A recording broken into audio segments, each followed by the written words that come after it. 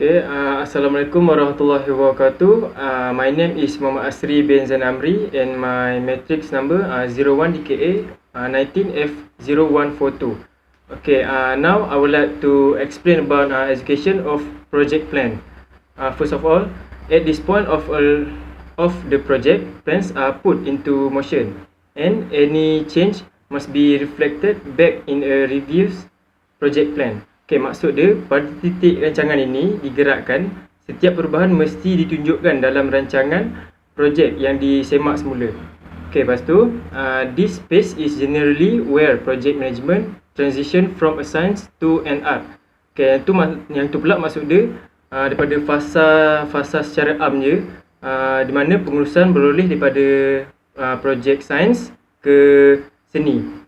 Lepas tu, although there are still many structure project management tasks during project execution, balancing the needs of diverse stakeholders, project teams members and executive can only be described as an art form.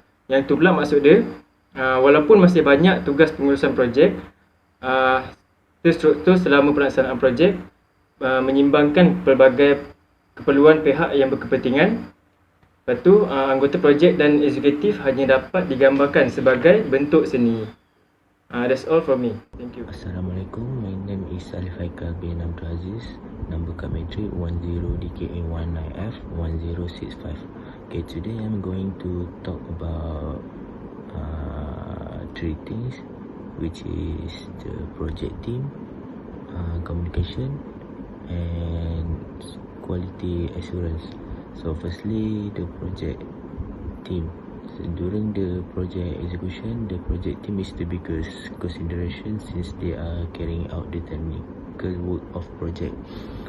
To ensure the best possible project outcome, the acquisition, development and management of the project team is the one most important part of the project manager's job description. Di sini semasa pelaksanaan projek, pasukan projek adalah satu pertimbangan yang besar. So project team ni lah benda yang penting untuk melakukan satu technical project tersebut. So untuk memastikan hasil projek dan hasilnya kemudian. Yang kedua communication. So the communication plan is the project management plan. Identify the communication requirement for the project. So plan komunikasi adalah plan pengurusan projek untuk mengenal pasti komunikasi untuk projek. Things such as progress reporting, the investor updates and the like must be carried out according to the plan. So perkara seperti laporan kemajuan, kemaskinan pelaku dan seumpamanya perlu dijaga mengikut perancangan. So yang ketiga ialah quality assurance. So during the execution phase, the project manager must audit the system in use by the project as it relates to quality. Quality assurance is performed in tandem with quality control, which seeks to measure the quality of the finished result produced by the project. So semasa fasa pelaksanaan, pengurus projek perlu mengaudit sistem yang digunakan oleh projek yang berkaitan untuk kualiti. So jaminan kualiti itu memastikan untuk jaminan kualiti itu selaras dengan kawalan kualiti yang bertujuan untuk mengukur kualiti hasil yang dihasilkan oleh projek. Now I would like to continue about handle change. Handle change, we have 4 points. Point first, change occur throughout the lifespan of a project as a natural outcome of many environment factors. And second point is identify the needs to change. And third point, prepare teams for change. And the last point is implementation. The first point is perubahan berlaku sepanjang jangka masa projek sebagai hasil menjadi dari banyak faktor persekitaran. The second point is identify the need to change. Okey, dia maksud pula menentukan keperluan untuk berubah. Okey, the third point is prepare teams for change.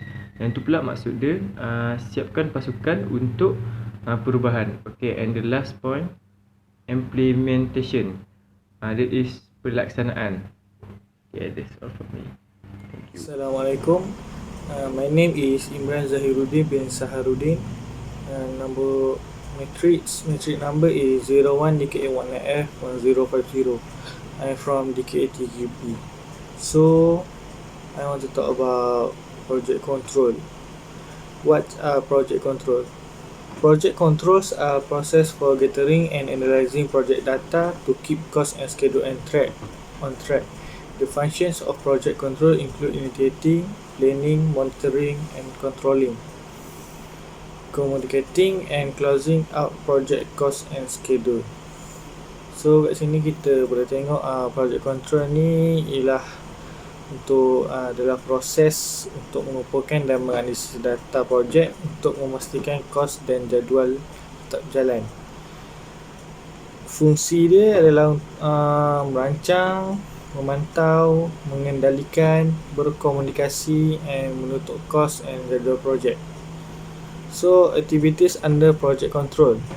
Number 1, aligning project with portfolio and organization goals and objective. Number 2, project budgeting and forecasting.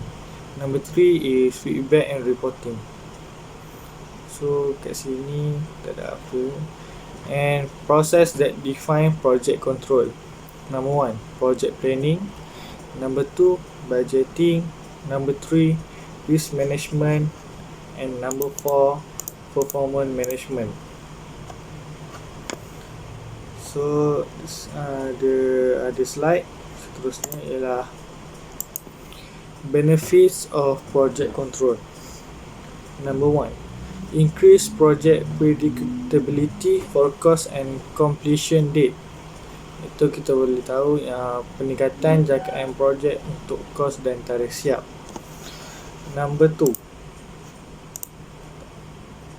increase visibility into the financial health of the project at all stage.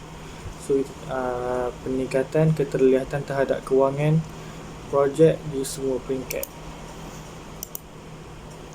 Number 3 is increase job satisfaction for project team members.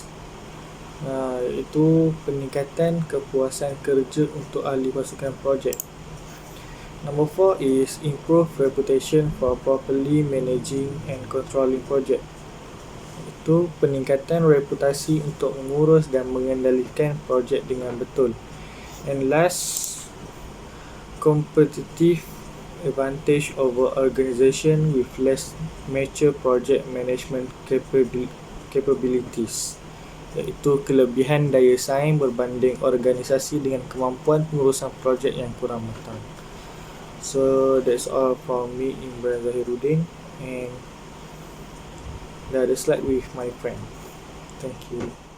Assalamualaikum warahmatullahi wabarakatuh. Nama saya Lomanul Hakim bin Gelo Asal. Nombor metrik 01 DKA 19F1009, berasal daripada DKA 3B.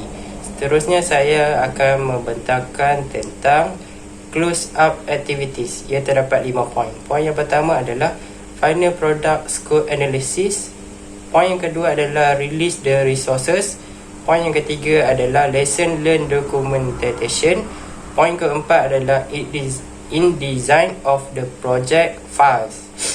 Yang kelima adalah formal customer sign off. Seterusnya saya akan berbincangkan tentang benefit of efficient project closure. Terdapat 3 poin. Poin yang pertama adalah retrieval of project communication. Closing the project involve collection of project communication including email. Help develop more effective strategies of its stakeholders. Ia maksud daripada pengumpulan komunikasi projek dapat mengembangkan strategi yang lebih berkesan dengan pihak atasan. Poin yang kedua adalah capture thought while people still have them. A closing process that includes collecting key information from the team will mitigate the problem of not being able to recall detail later when it might be helpful. Ia bermaksud mengurangkan masalah kekurangan maklumat kerana telah mengumpulkan maklumat lebih awal. Poin yang ketiga adalah retain context for project decision. That is, capturing project information as part of closing typically includes market, financial or other data that has gone into project decision. Ia adalah maksud menerangkan data lain-lain dalam keputusan projek. Sekian pembentangan dari saya. Terima kasih.